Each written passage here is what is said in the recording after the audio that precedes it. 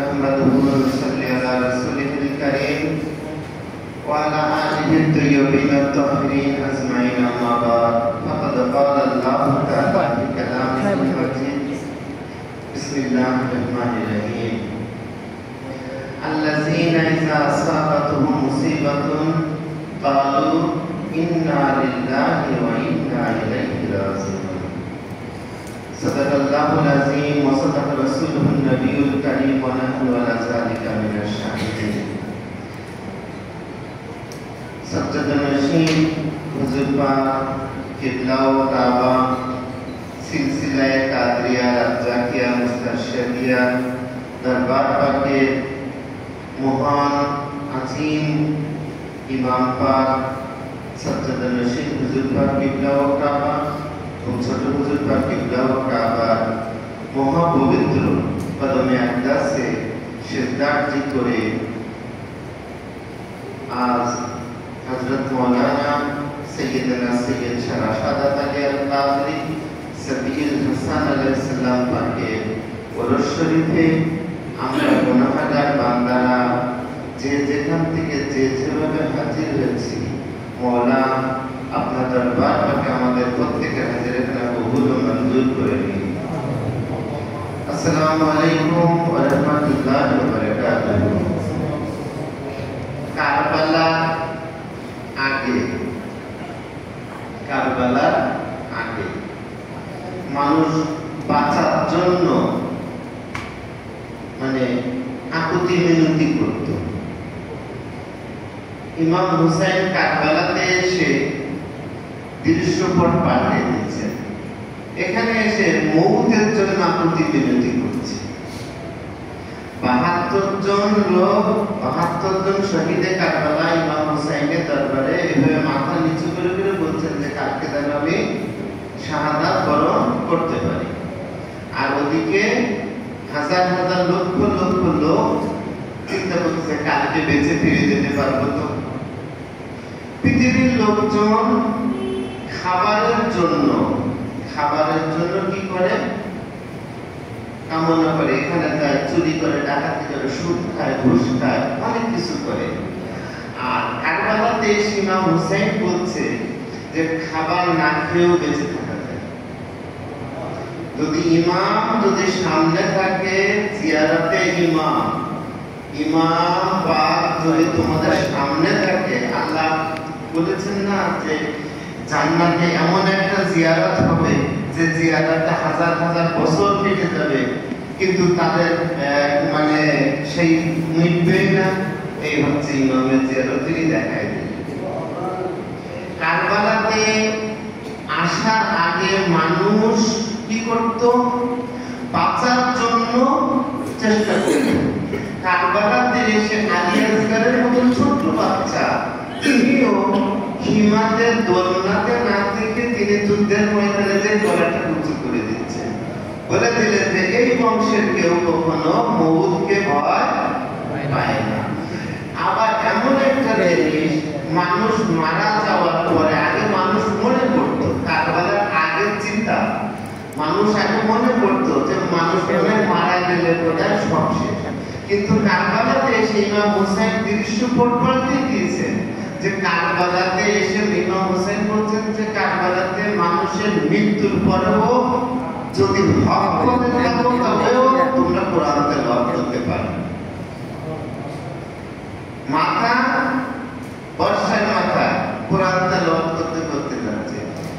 আদম থেকে শুরু করে এই পর্যন্ত কাটা মাথায় কোরআন তেলাওয়াত করেছে, কারণ করেনি। ইমাম হুসাইন কি করেছেন? কারবালাতে এসে সবকিছু মানুষের আকীদা চেঞ্জ করে দিয়েছে। ইবাদত চেঞ্জ করেনি। মানুষ যে এইভাবে নামাজ পড়ে, নামাজগুলো চেঞ্জ করেনি, মানুষের আকীদা চেঞ্জ করেছে। কারবালাতে আসার আগে মানুষ মনে করত যারা নামাজ, রোজা, হজ, যাকাত করে তারা সব মুসলিম মনে হয় এক। হ্যাঁ, ওহাবি, নজদি, ফেরকা, হ্যান ত্যান মিলে মানে একদম ভেজিটেবল, মানে আলু, পটল, ঝিঙে সব মিক্স সবজি, সব মানে খুব খেতে সুস্বাদু।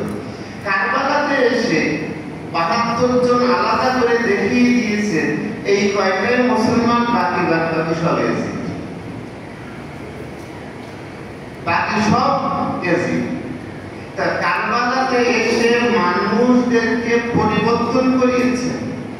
মানুষজন মনে কারবালাটাকে মানুষ তিন ভাবে দেখে।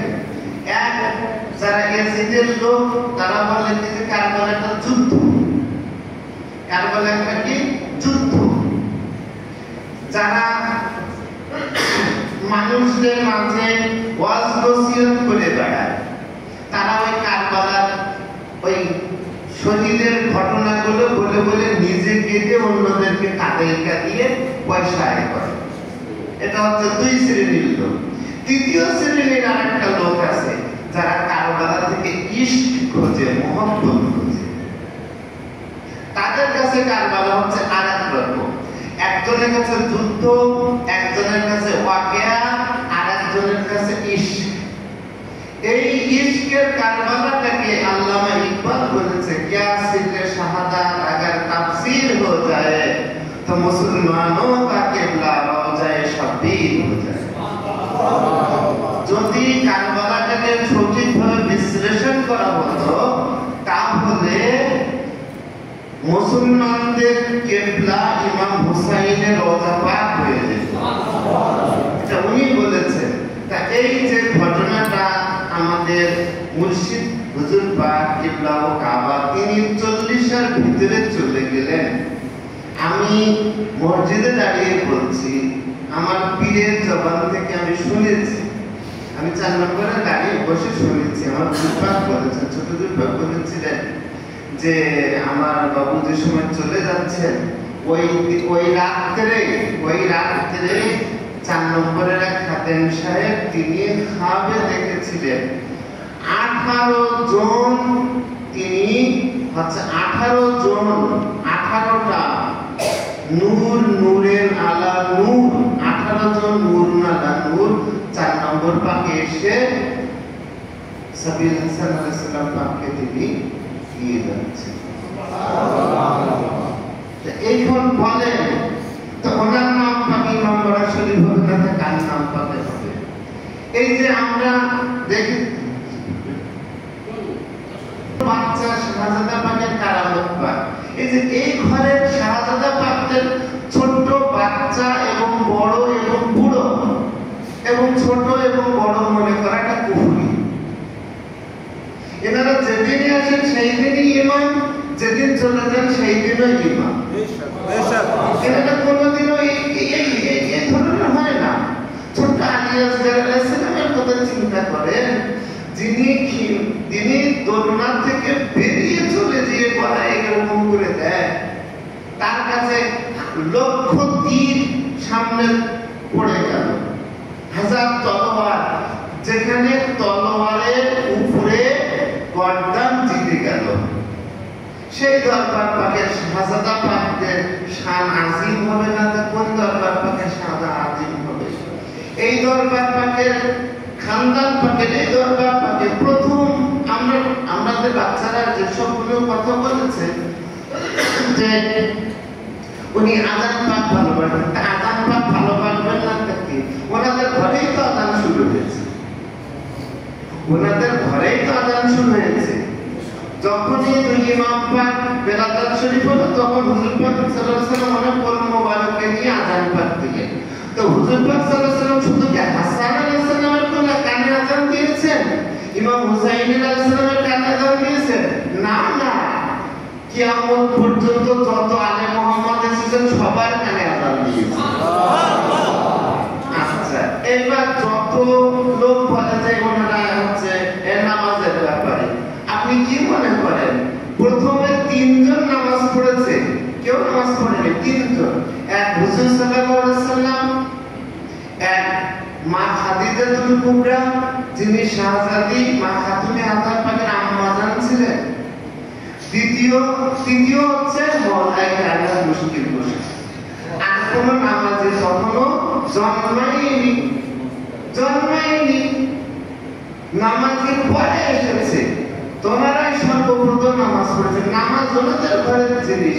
আপনি আপনারা চিন্তা করে দেখেন, এই সোশ্যাল মিডিয়াতে আমি একদিন দেখেছিলাম যে একটা ইমাম সাহেব নামাজ পড়াচ্ছে, তার কোলের উপরে বিড়াল উঠেছে, বিড়াল ওঠার কারণে তাকে পুরস্কৃত করেছে। একটা জিনিস চিন্তা করেন, যে বিড়ালকে আদর করা, ভালোবাসা সবাই সুন্নাত মনে করে, এমনকি 100% মৌলবী এই জানে যে বিড়ালকে আদর করতে, এটা জানোয়ারকে আদর করার হাদিস শুনে বেড়াচ্ছে। ভাই এটা কেন হবে না? যিনি হাদিস বর্ণনা করেছেন তার নাম হচ্ছে বিড়ালের বাবা আবু হুরায়রা। এখন যিনি আবু হুরায়রা, যিনি বিড়ালের বাপ, তিনি কেন বিড়ালকে আদর করা সুন্নাত এই কথাটা বর্ণনা করবেন না? আর বারবার এই কথাগুলো কিন্তু প্রচার হচ্ছে, বারবার শুরু হয়ে যাচ্ছে, কিন্তু আহলে বাইত পাকের ঘরে যারা বসে তাদের কাছে কিন্তু বিড়াল আদর করা সুন্নাত না, ইমাম হাসান হুসাইনের মহব্বত করা কিন্তু ফরজ। এই হাদিসগুলো এখানে বলছে, কিন্তু ওই যে বিড়ালের হাদিস যখন যাবেন, বিড়ালের বাপের কাছ থেকে যখন হাদিস দেবেন, তখন বিড়ালের মহব্বত আসবে। আর যখন বিড়ালের মহব্বত যখন আসবে, জানোয়ারের মহব্বত আসবে, তখন জানোয়ারের সিস্টেমে যখন আহলে বাইতের দিকে তিন আসতে পারবে। ধর্ম যদি ধর্মের ঘরের থেকে না নেয়, তাহলে অধর্মটাই তো পাবে। ধর্ম কোথেকে পাবে? ধর্ম নিতে হবে ধর্মের ঘরের থেকে।